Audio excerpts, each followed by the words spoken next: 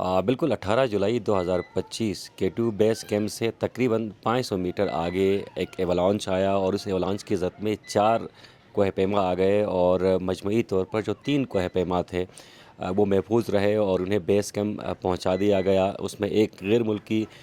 کوہ پیما بھی شامل تھے جنہیں معمولی خراشیں آئیں، جبکہ 2 نیپالی شیرپاس بھی تھے۔ اور بدنصیبی سے وہاں پر ستپارہ سے تعلق رکھنے والے ایک کوہ پیما تھے، نوجوان کوہ پیما تھے افتخار صاحب، وہ اس سانحے میں جان کی بازی ہار گئے ہیں۔ اور کل جب ذرائع سے ہماری بات ہوئی، ڈپٹی کمشنر شگر سے ہماری بات ہوئی، تو کل رات کو ہی ان کی ڈیتھ کنفرم کی گئی تھی۔ تاہم لواحقین سے ہم رابطے میں تھے اور اہلیان ستپارہ سے ہم رابطے میں تھے۔ آج باقاعدہ طور پر ان کی ڈیتھ کا اعلان کیا گیا ہے اور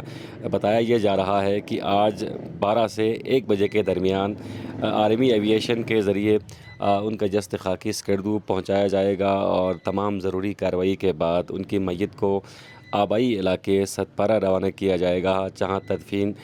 کا عمل جو ہے وہ ہوگا۔ یقیناً یہ ایک دکھ کی گھڑی ہے اور دنیا کا دوسرا بلند ترین پہاڑ ہے K2، اور وہاں پر حادثات معمول کے مطابق ہوتے ہیں۔ اکثر و بیشتر وہاں پر بڑے سانحات بھی ہوئے ہیں، لیکن کل کا جو حادثہ تھا وہ انتہائی غیر معمولی نوعیت کا تھا کہ 500 میٹر آگے جو کوہ پیما ٹیم ہے انہیں ایولانچ کا سامنا کرنا پڑا۔ قدرتی امر ہے اور اس ایولانچ کے نتیجے میں باقی 3 کوہ پیما جو ہے وہ محفوظ رہے،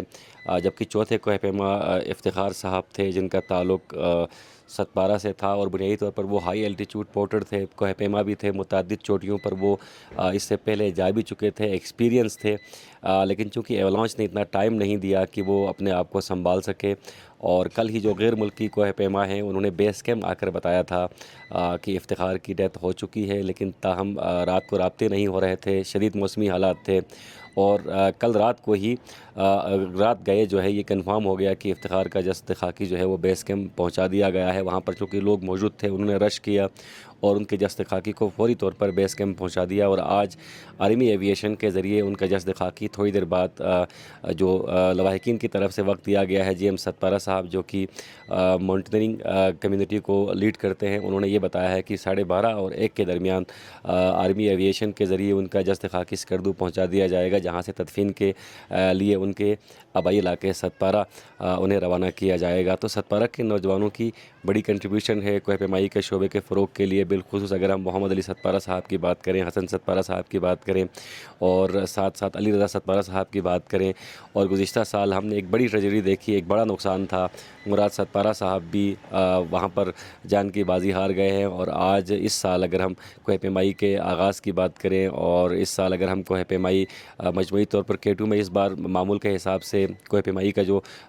کوہ پیمائی جو ہے کم ہو رہی ہے، لیکن آغاز تھا اور آغاز پہ ہی یہ بری خبر جو ہے وہ اہلیان سکردو سن رہے ہیں۔ اللہ تعالیٰ افتخار صاحب کے درجات بلند کرے۔ یقیناً ایک بڑا نقصان ہے، کوہ پیمائی کا نقصان ہے، بڑے ٹرین اور انرجیٹک وہ کوہ پیما تھے اور بڑے خواب تھے ان کے، دنیا کی بلند ترین چوٹیوں کو سر کرنا چاہتے تھے، لیکن سانسوں نے وفا نہیں کی، ایولانچ کی زد میں آ گئے اور جان کی بازی ہار گئے ہیں۔ سکردو ٹی وی کی ٹیم مصیبت کی اس گھڑی میں پوری طرح سے لواحقین کے ساتھ کھڑی ہے۔ اللہ تعالیٰ مرحوم کے درجات بلند کرے۔